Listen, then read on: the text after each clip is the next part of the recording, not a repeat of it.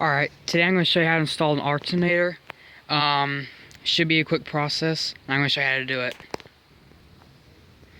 So the first thing you need to do, you need to loosen this bolt right here. It's about a 1/2 inch. And the bolt on top here is a 9/16. This is the top of the alternator, this is the bottom.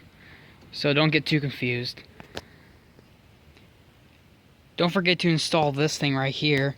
It's got a spacer. The alternator sits right here. And you got a 9/16 bolt right here. This goes on the top, right underneath the, what's it called? AC compressor. Just to show you guys how it goes on, this is how it goes on right here. And this threads into the engine right there. So the first thing you need to do is to remove the belts right here. Make sure those are out of the way. And don't forget this little adjuster arm down here to adjust your alternator to tighten the belt. And once you install it, you should be good to go. Alright, so I'm going to loosen this bolt right here.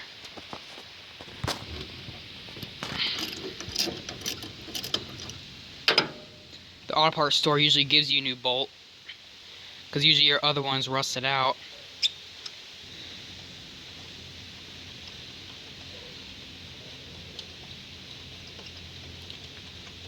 It's a long bolt. Oh shoot. Remember, this is the bolt that goes on the bottom where the adjustment arm is. Don't forget this terminal bolt right here. It's a 1/2 inch as well. And you got this one on the back. Is where your connector goes. Don't forget, there's a little arm right here that the bolt goes through, and the spacer should go past that, and the bolt should go in the end here somewhere. So don't get too confused. You may not see this or not, but the bolt's in, the spacer's right here, and the little adjuster arms right here, and the other adjustment arms at the bottom. Don't forget the bottom part here. The bolt should just go in, and make sure you have enough slack to be able to put your belts on. And remember, the bolt goes on the back side, so the threads face the front of the Jeep. Okay, now my alternator's in place. Don't tighten it up completely already, because we still gotta put the belts on. Unfortunately, this alternator only has one pulley, but my original one had two pulleys, because it originally had 2 belts. So I'm just gonna use one this time. I mean, it sucks, but that's what it came with. Just a quick reminder, if your belt is a bitch to put on, then you can like unloose the top bolt, take it out completely, and it'll give you enough slack to put your belt on. So if you're doing electrical work like this thing is still hot. So the best thing to do is disconnect your negative terminal of the battery. Otherwise, if this grounds to anything metal in your car, it will start arcing. So just be careful. Don't forget this arm here that goes on the very back of the alternator. There should be a bolt that comes with the alternator at the very bottom.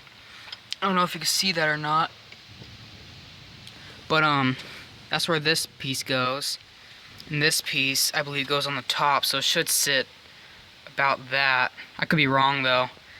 But anyway, this top piece should go right where the back of the spacer is, so like right about there.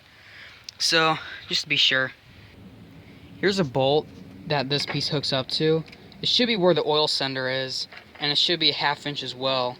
So don't forget to install that. It's important. Okay, alternator is tightened up, and now it's time to install the terminals.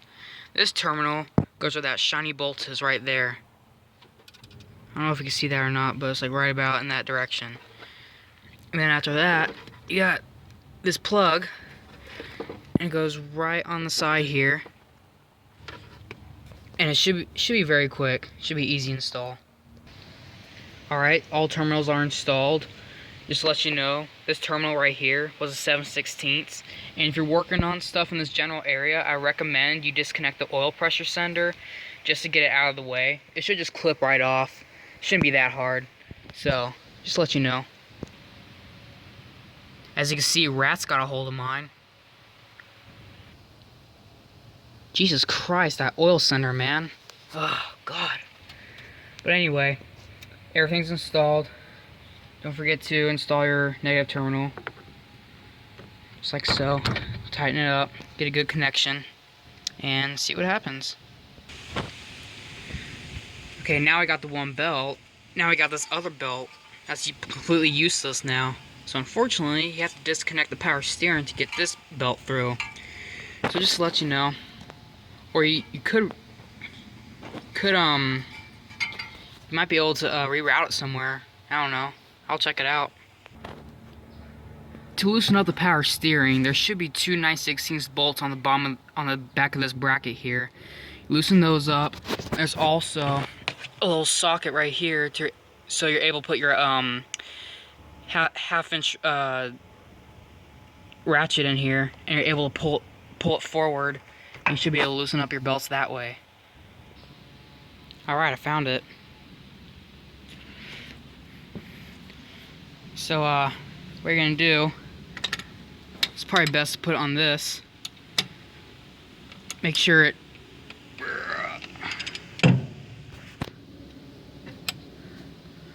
clicks in place. And it's best to have it, I believe, on the tightening position, so you're able to push it forward. And that's how you loosen up your belt. Okay, so the alternator belt is slightly shorter than the power steering belt, so don't get confused with those. Remember, the longer one is for the power steering. Be sure when you're tightening the belt on your water pump, your socket is on the left-hand position. And tighten the two 9/16 bolts on the back here.